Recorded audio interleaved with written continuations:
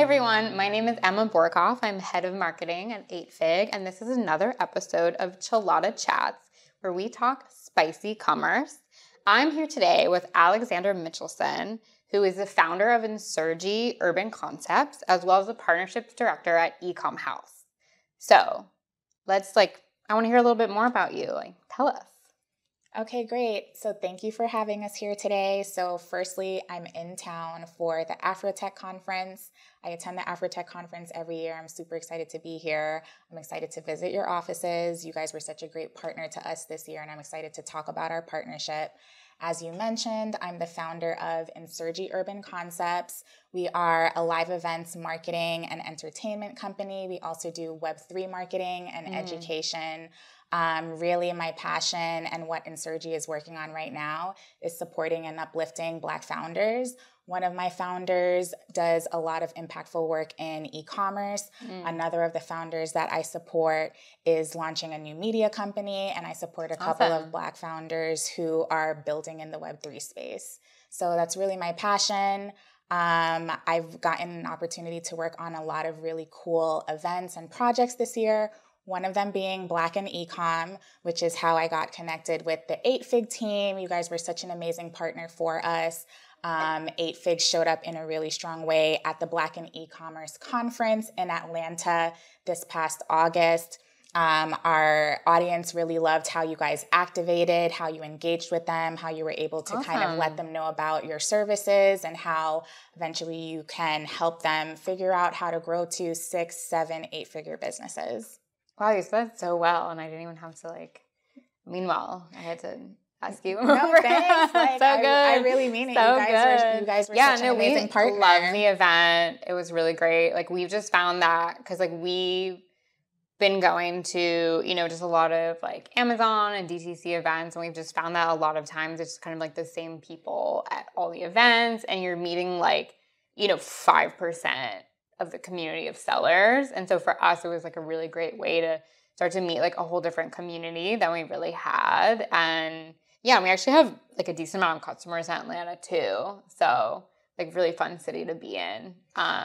It was really great to host the experience this year in Atlanta.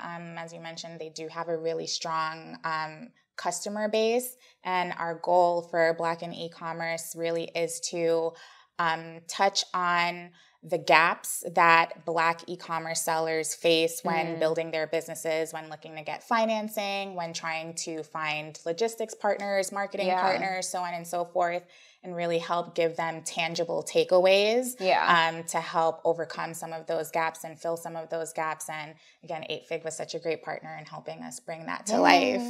Thank you. Amazing. Before we dive into that, there's so many things, so many questions for you already. I like to start with just a rapid fire, fun question thing. Okay. So you're not really supposed to think about it too hard. Okay. Or at all. Okay, shoot. Okay, what is your spirit animal? Ooh, a wolf. A wolf. Why? My middle name is actually Wolf, and I do actually feel like I have kind of... I get the wolf vibe, yeah. You get a wolf vibe from me? I take that very much as a compliment. Yeah, no, 100%. Yeah, and after 32 hours of traveling, too, I'm still getting it. Okay. Great. I love that. Favorite drink? Can be alcoholic or not. Ooh, cranberry juice. Oh my God, cranberry juice. Pure, all natural. Really? Do you have a brand that you go for? No, but I will say it won't come from a really great pure all natural. It's not going to be. It's not going to be a Minute Maid cranberry. Minute Maid or an Ocean Spray. Yeah, Ocean Spray is the cranberry, but it's not really. It's not. It's usually a cocktail, and I'm talking just pure organic cranberry juice. It's usually going to come from just a more niche brand. Yeah, 100%. Okay, cool. That is the most interesting answer I've gotten, cranberry. And when you first said drink, I was oh, maybe I get whiskey sours a lot. I thought alcoholic drink, but you said any drink, and I was oh, if I'm going any drink, if I had to drink the same thing forever, I mean, I water. thought of that. It would be water. But like water. But second. It would be like cranberry. I mean, you still get cranberry hydrated juice. from cranberry juice. Right. Yeah. And it's like very good for like the tracks and things like that. Exactly. Right? Okay. And then not to go off on a tangent on water, but I have recently been meeting a lot of people who are like, no, you have to like watch the bottled water that you drink. Like, really? Don't drink all of these waters. And I couldn't even, I don't know. Oh, no, why? You know, because some of them have Is it actual like the parabens and stuff? Chemicals, right? Whatever they use in the bottles, right? So, like some of them have like Clorox in it, like whatever they use to like make alkaline water, like they end up like adding things to that.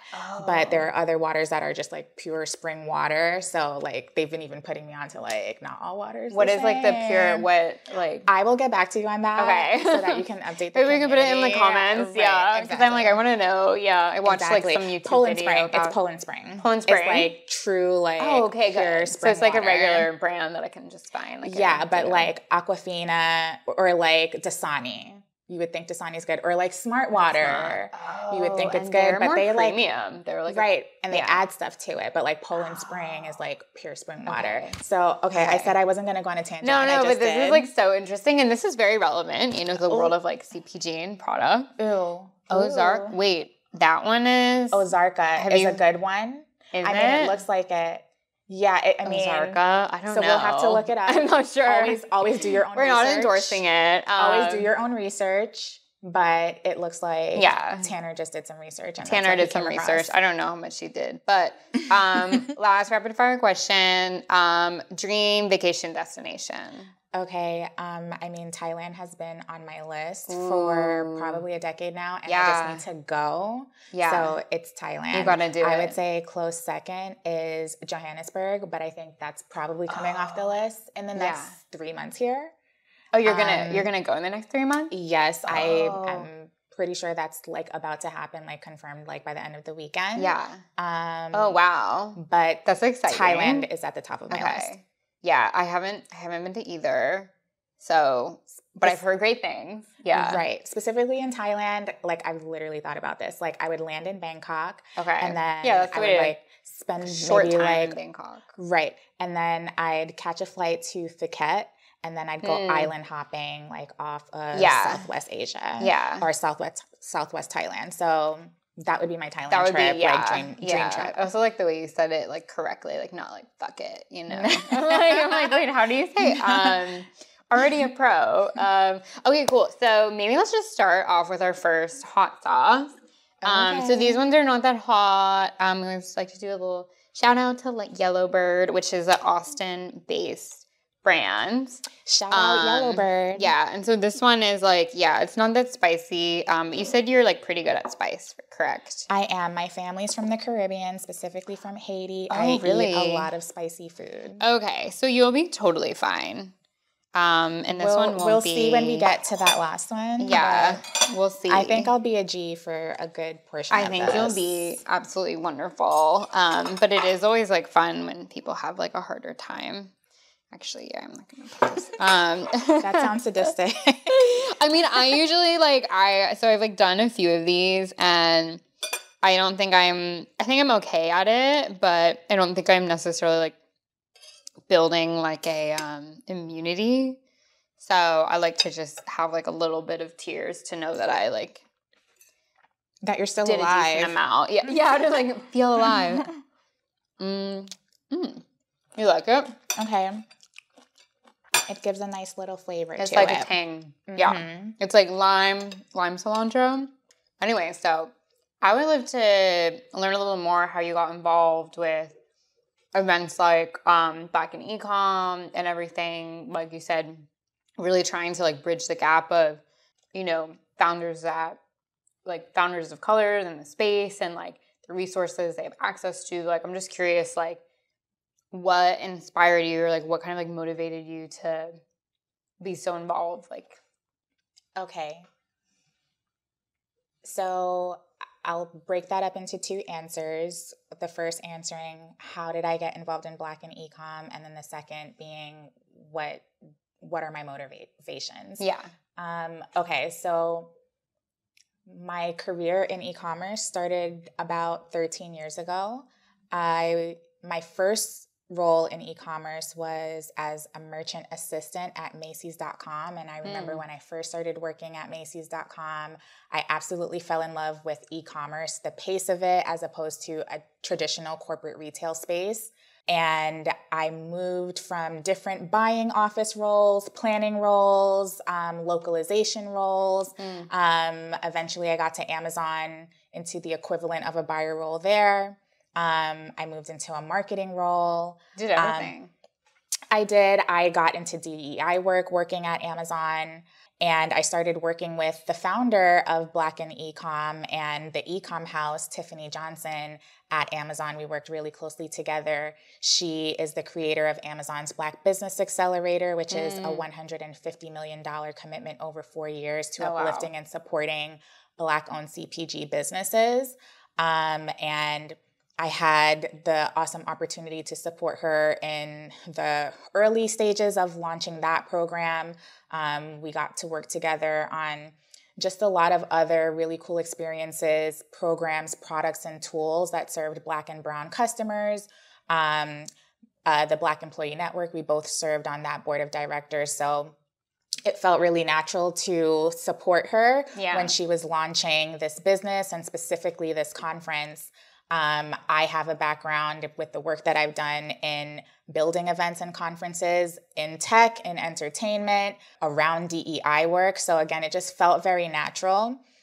So that's what we got to work on this year. I operated in the capacity of partnerships director. So I got to bring on really amazing brands who wanted to just help drive the same mission of really filling just gaps that existed for underrepresented founders, Black founders, Brown founders, and underrepresented founders. That definition changes depending where you are in the country and where you are in the world. And we do think of our business from a global standpoint. So that's great. That can be a whole other conversation of how do you define an underrepresented founder. But we really, for where we partnered, focused on Black entrepreneurs, primarily in the CPG space, but also adjacent spaces to e-commerce. So logistics, operations, warehouses, so on and so forth. Service providers, so whether they provided marketing services, SaaS software that helped with API integration, marketing software as opposed to just services, assistance with getting IPs, setting up business licenses, getting business insurance. We really wanted to just kind of help fill gaps, particularly in knowledge and in execution around all of those different areas within CPG and the adjacent industries, and really just bring people together. That's awesome. Wow. I know, it's like you had that all down. Yeah, so wait, that's funny that you say that because I felt like I rambled a little. What? I felt like I rambled a little, so it's funny no, that you didn't. Yeah. So yeah, the second part, what motivates me? Okay, yeah, because that's what I'm really curious about. I mean, so just in working with brands, working with small businesses, and small businesses, small and medium businesses can really be a broad definition, right? I've worked with multi-million-dollar businesses that are considered medium-sized businesses, right? They're not, large enterprises or anything like that. I've worked with large enterprises at all, but I've had the opportunity to help businesses scale, help businesses succeed, really kind of hold their hands if they could afford for that type of service, to help them, 10x their business if that's what they wanted to do. And there are definitely gaps that existed whenever we would work with underrepresented founders, underrepresented small businesses, really in the CPG space. And we just saw an opportunity to just help with our knowledge, our experience, our expertise in filling that gap and really building an ecosystem to help us do that, which was really beautiful to do this year. My word of the year really is ecosystem, because I feel like we tapped into a really cool ecosystem that already existed, and they allowed us to come in and help make it stronger and support us and bring this community together. Yeah. Right, I use those words really interchangeably, community and ecosystem, but like that's really kind of my word of the year is, the ecosystem and the amazing partners and relationships we were able to build in support of Black founders. Yeah. First off, I love that you have a word of the year. I do. Yeah. I've had a few people say they have one, but I don't. Yeah, I think mine is enchilada probably. It's like going okay. Yeah. Listen, there's a community that you've built around enchilada. Yes, exactly. I love that. One thing I really like that you said was the definition of underrepresented is really, it changes, and it's really different depending on where you are in the world, where you are in the country. So I just thought that was, I think that's like a great point to make, that it's like what you might think, like it can be different, that can look like so many different things. Another thing I'm curious about is like you mentioned like gaps, like finding gaps and trying to fill them.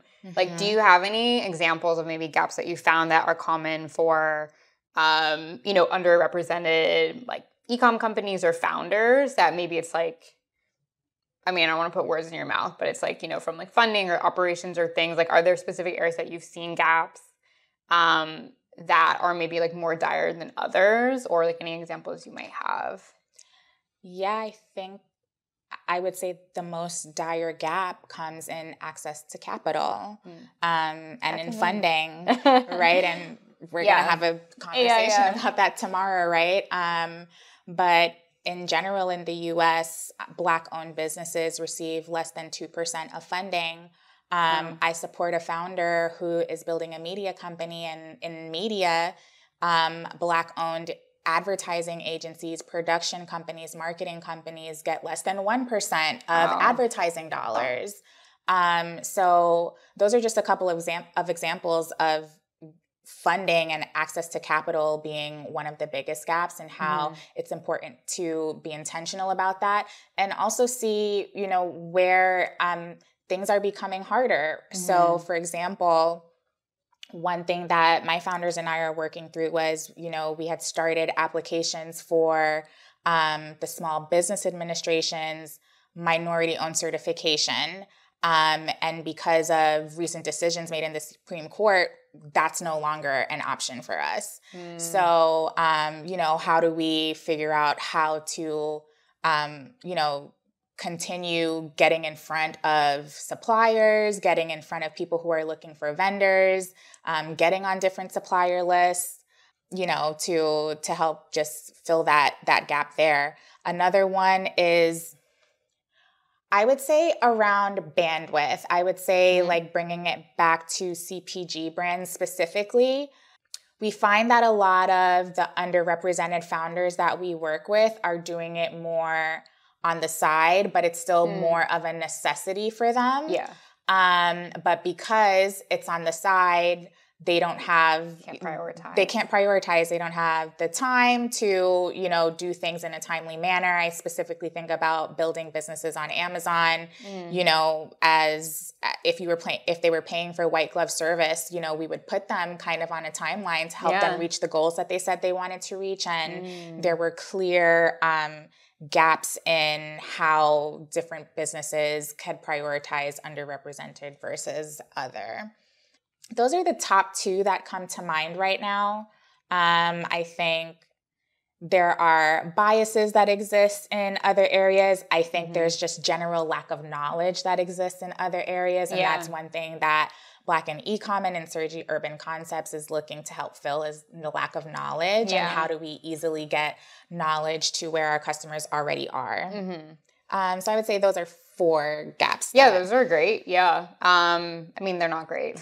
Like, the examples are great, but I think it makes like a lot of sense when you kind of paint the picture. Yeah. And so I will actually like lead us to our next, which is, so this is a habanero one, but it's still like, it's hotter, but it's still not, you'll be fine, Okay. So I think these it's are pretty all good. going to be Yellowbird. Yeah, this is still Yellowbird. So this one has like carrots, and, like, citrus, like, and garlic blend. I love that. Yeah.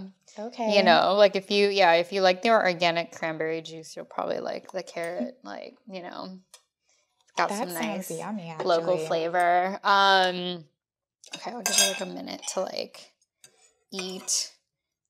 Okay, wait. Oh, Rob. I've missed my mouth a little bit. How do you like it? Ooh, I like that one. That one's good. Yeah. Mm-hmm. I might have like doused it a little more than I should have. But okay, I so like that. yeah, I mean, yeah, because like you can taste the carrot. Like you wouldn't taste it and be like, that's definitely carrots, but knowing that there's carrots, you're like, okay, that's good. You're right. No, I wouldn't have. Yeah, I wouldn't be like, that's carrots. I'm also not a person that has like wine, and I'm like, oh yes, I taste like the oak, you know.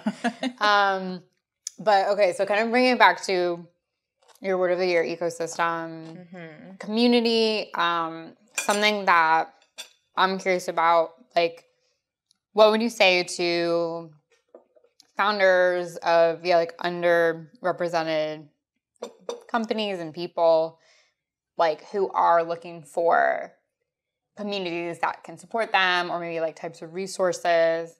Like, I don't know, like people who are starting out or people who are kind of like solo building, like if you have any, whether it's like a way to find the communities or any communities, like you've already like called out, you know, a bunch of communities with like Black and Ecom and things like that, Ecom House, but yeah, I'd love to shout out some of the communities that I'm helping to build in a second. But to answer your question, I would say, okay, I want to encourage people to build their own communities always. And how do they do that? That sounds like a lot of work. I think it doesn't have to be a lot of work. I think, well, I guess it also depends on, you know, how much time you have to build community. But if you do have time to build community, I think that's always a very beautiful and fulfilling experience. If you don't have time to build community, I would say it's easy to find community on social media. So really just figuring out, you know, on your whatever your favorite platforms are, you should be able to find your community. I also recommend finding community in real life. For an e-commerce brand, that might be attending pop-up events, activations, farmers markets maybe, or different types of festivals, and, you know, things that you're definitely interested in, because the more you're interested in, the more you'll find like a very authentic community. Yeah. So digitally, in real life, I recommend that's how you find community. So, two communities, for example, that I've had the pleasure of helping to build this year. One is the Ecom House community, and within that, very specifically, the Black and Ecom community, which I would say was really built and nurtured over a weekend in Atlanta this past August. But it is big now. We did host the conference virtually, so we did have our virtual community who really tapped in there. But truly, that in-person community that we were able to build at our conference, as well as at the day party and the mock and pop-up experience that we built. We had a couple of different networking events in the evenings. I think it's really important to get people together to network and to really feed off of each other. Yeah. But again, you can start to find those communities online. So the Ecom House, Black and Ecom, I would recommend that you guys check out those communities. I helped another founder who built a beautiful community around the love of Afrobeats music, African culture, Afrofuturism. And really the culmination of building that community was in a one-day music festival. Oh, fun. It was so fun. Yeah. We've gotten just such amazing feedback about the experience and the vibes that were created, and it was very intentional around a common love or a few common loves within this community. Other founders that I support are building community around, let's say in Web3, art in Web3, very specifically, you know, fashion, music, and, you know, visual arts, as well as film. So really a community in Web3 around those four pillars. I think, you know, getting specific about what your community is can help you nurture a stronger community. So we were just talking about the evolution of the Ecom House, before we started the podcast, and it was really about narrowing in on the fact that we want to help e-commerce founders, underrepresented e-commerce founders, again, whatever underrepresented means wherever in the world we're going, because we do think about it globally. In order to think about building a global community, we had to narrow in somewhere else. So those are just a couple of insights I would give around building and finding community. Yeah, I really like what you said about also the in-person part, because I think especially kind of in a like post-COVID world, like virtual is great, like social media has its power, but there's still kind of like those in-person connections. Like you really, I think people are still kind of like catching up from being starved from it for like all these years. And there's definitely like a, you know, like people are kind of tired of just like the virtual experience, which is like, I think we've also like stretched our understanding of like what you can achieve just virtually as well, but definitely like the in-person component. I also have like I used to work for like an event like management platform, so I feel like I'm always like the power of events. Like, what platform did you use? Have you heard of Visibo? Yes. Oh, really? Yeah. Cool. So like forever ago, but we'd always be like, you know, it's I always call like events like sometimes they can be like a bit of like a necessary evil, because like you're like evil in the sense that like it's just ton of work, like just so much.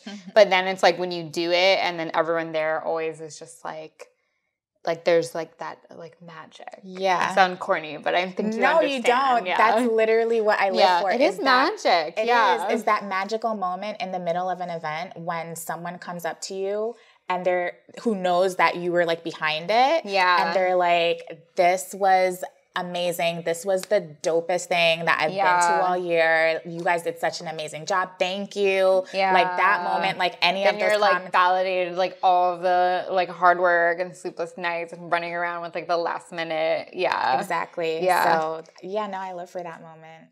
Oh, and with that, it's so it says it's ghost pepper, but it's not. Like, oh, it's not. This is like They lied. I mean, okay. Like I'm sure. Sorry, Yellowbird. Like there's only some like element of ghost pepper in it, but like I've had ghost pepper, and this is like it's hot, but it's not ghost pepper hot. Like it's like they like diluted it to make it like a more fun experience. I love that. I love fun experiences. So tomato, garlic, and carrot. Tomato, garlic, and I feel like the tomato like kind of, I don't know. It's just like similar to the carrot where you're like, oh, okay, yeah, there's like tomato in there. Okay, and the first one was jalapeno based?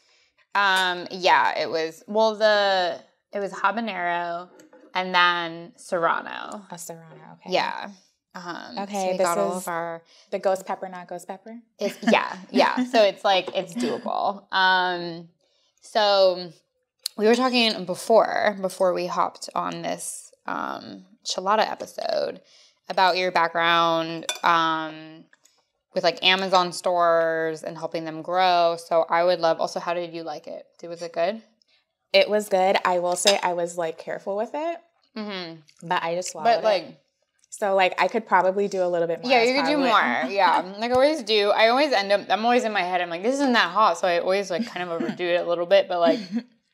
I'm trying not to embarrass myself. Oh man, that's like on nothing. This podcast. But it's good. What was I gonna? Oh yeah. I would love to hear just some insights you have for sellers who are on Amazon, like growing their Amazon stores, because you mentioned you have experience kind of in that world, scaling, just anything that maybe is like top of mind in terms of like strategies and. Okay, the top things that come to mind in building a strong brand on Amazon, firstly would be around your catalog setup. That's really important. So Amazon does recommend that you put your entire catalog on the platform or in your store on Amazon. And in doing so, it does help you because of the way that customers comparison shop. It can help you. And again, so I haven't worked at Amazon. particularly in this, I haven't worked at Amazon in about 8 months, recently, yeah. Particularly in this type of role for probably maybe 3 years now. Mm-hmm. I from helping sellers build their brands, I moved on to different roles and different projects. But really getting your catalog, set up as much inventory as you can, just because of the way customer behavior shops, it helps to boost your brand's presence. Making sure that your keywords are set up correctly, and Amazon provides tools in their back end systems to help guide you on, the right way to set up your page name, the right way to set up, your color variations, your size variations, making sure that those are all set up correctly is key in, again, just helping to boost your products, correct catalog setup. Making sure that, again, in setting up your catalogs, that you're attaching SEO to that, so on and so forth. That helps further along the line in advertising. Making sure that you have enhanced brand content on your page. That also really helps. Making sure that you have a storefront set up. That's part of, enhanced brand content. And that you have keywords set up, behind your storefront. You have something for your customers to engage with, that you have like a true brand and a store on Amazon. Making sure that you're competitively priced. That's always very, very important on Amazon. Really just staying on top of that you're not higher on Amazon than you are on any other sites. That will kill your availability of the buy box. So just being competitively priced is important. Making sure that your customers are happy, right? Use Amazon shipping at this point. For the most part, it's really your best option. Use Amazon shipping where you can, or be able to match Amazon's level of shipping service if you're not going to use Amazon shipping. And then from a marketing standpoint, there is so much competition on Amazon right now. That, I think you really have to invest in advertising and making sure that that's just built into your pricing model if you're going to do business on Amazon for your entire business. This is what I would tell them. If you're not just selling on Amazon, but a large portion of your business is coming from Amazon, like you need to work that into like your long-term financial planning. How do you optimize your Amazon business if that's what's going to keep you afloat in a way that maximizes your overall business and whatever you're trying to achieve? Usually that's profit. Yeah. So really just thinking very strategically and in the long term about that. Thinking strategically about like how you use all of Amazon's marketing services. I think a lot of brands don't use everything that's available to them from a marketing standpoint on Amazon. Like what have you seen Amazon the most underutilized? A lot of people don't use just Amazon advertising when they could or should be. Then, different things like gift guides and wedding registries. And Amazon influencer program. Amazon just launched kind of like a social commerce functionality around maybe like this time last year. Yeah. So, it's supposed to kind of like be like a TikTok experience. So, how do you make sure you're taking advantage of things like that so that customers are continuing to engage? It's an algorithm just like anything else. Yeah. So it's all an algorithm. It's all an algorithm. We live in the algorithm. The matrix, yeah. Right. So those are a couple of ways, to really just set up a strong foundational business on Amazon. Yeah. Yeah, I think that's great. Like really good all of that at this point is really just like my personal advice based off of my experience helping brands build on Amazon. That is not official Amazon advice. Oh yeah, not officially Amazon. Not official. Put like a little Amazon disclaimer that could like speaking of disclaimers, this is okay. Maybe I'll show you like how much like I see that you're doing a little dab and then dipping in, so that could be like a good process for you. I usually do like probably more than I should, because I always kind of like forget like the pain. Like, oh no. Okay. So, like, more than this, I feel like. Okay. Because this, I think, would be like, okay, it's like hot, but like. Right. I might do a little more. That looks Maybe dangerous. that's probably like too much still. I was about to say that. Okay, so this is, I can smell this one from over here. So this one is called Da Bomb.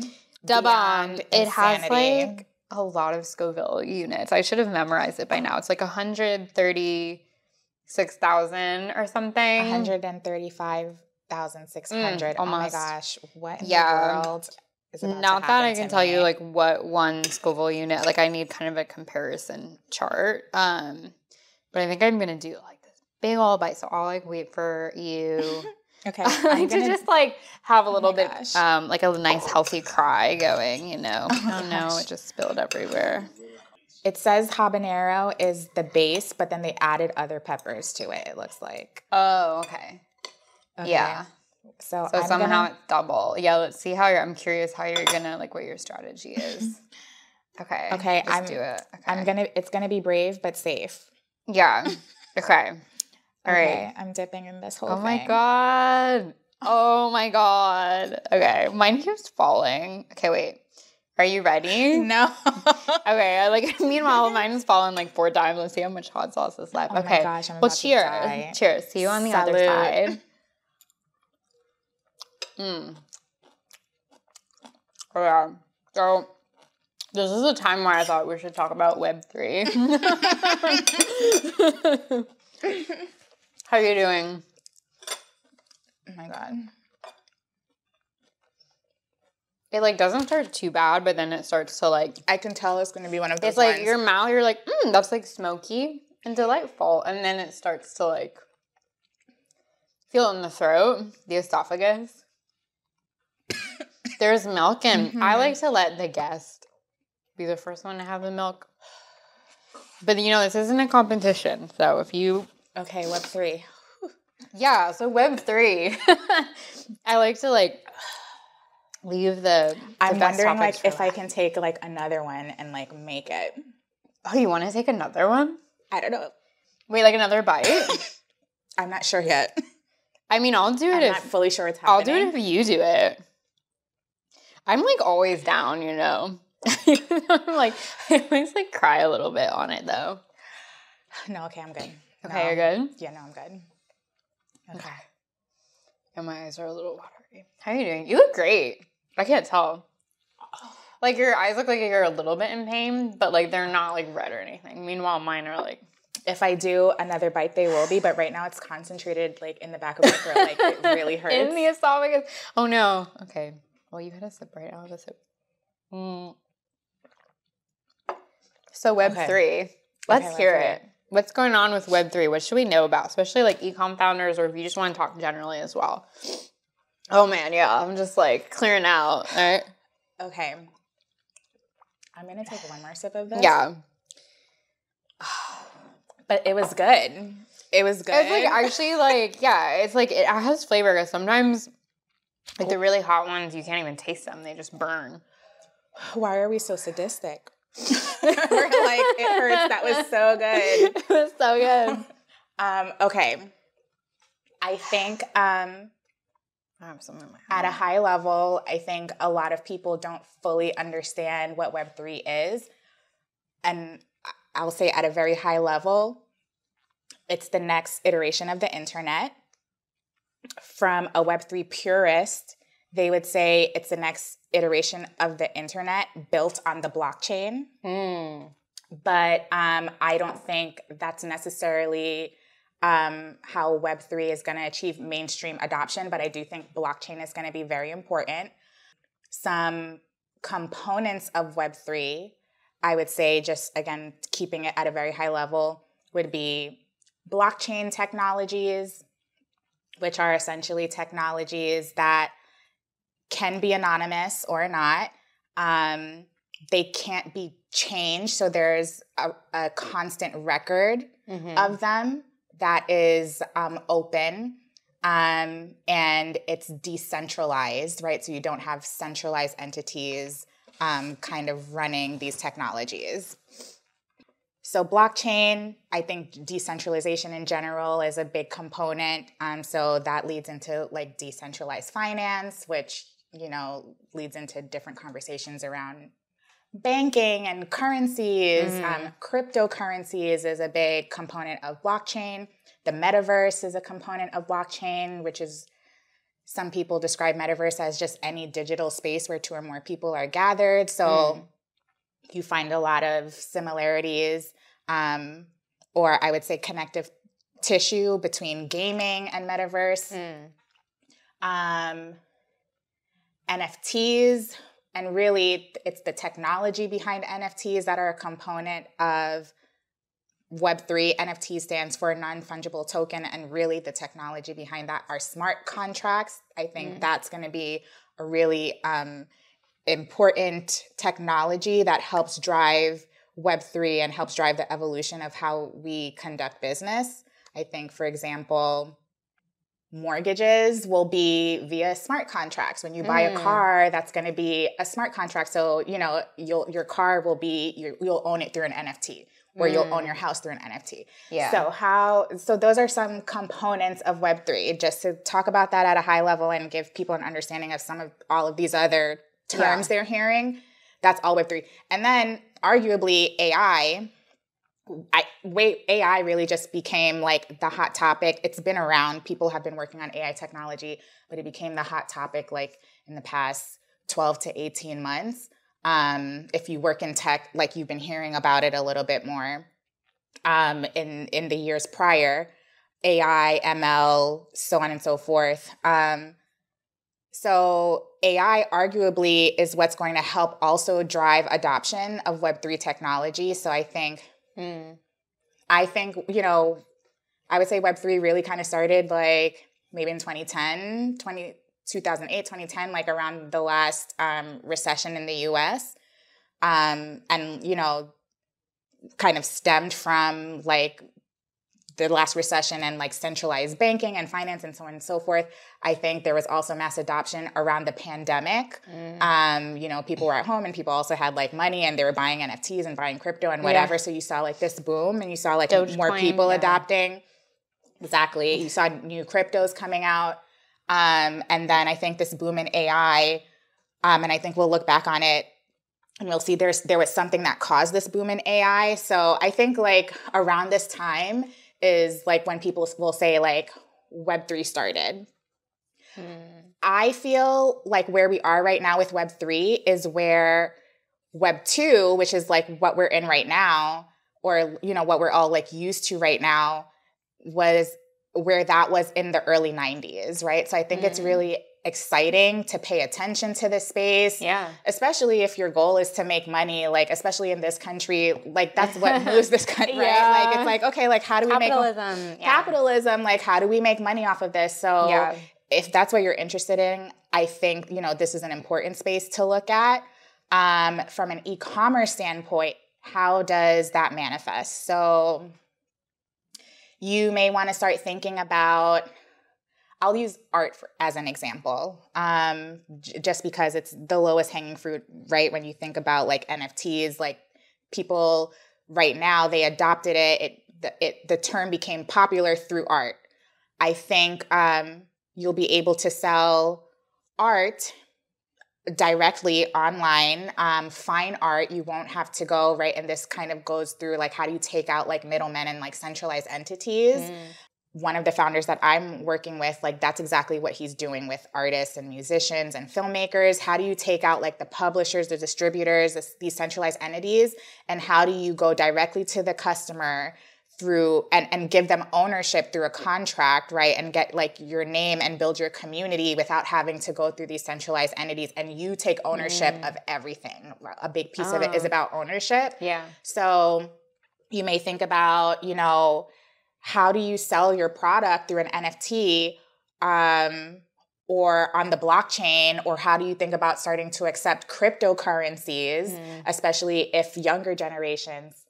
So yeah, how do you think about starting to accept cryptocurrencies, especially if that's what younger generations, are more comfortable using. So things like that. You may also think about how do you create instead of just like an online store, how do you create a store in the metaverse, right? Yeah. Like that might be a way that you decide to start, playing with Web3 technology.